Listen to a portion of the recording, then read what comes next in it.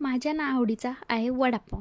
मला ना ते पिझ्झा, बर्गर हे ना नाव ऐकूनच कसं तर होतं. मला ते आवडतच नाही.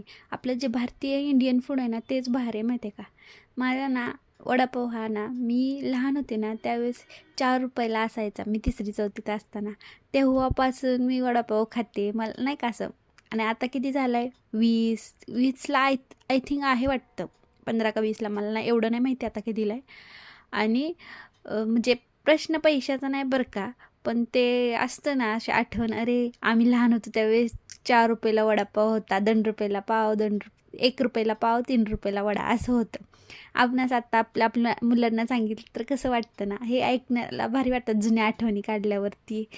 म्हणून म्हटलं आज करावं वडापाव आणि माझ्या मुलीलाही सांगावं, मी लहान होते त्यावेळेस माझ्या बेस एवढा वडापाव होता ते.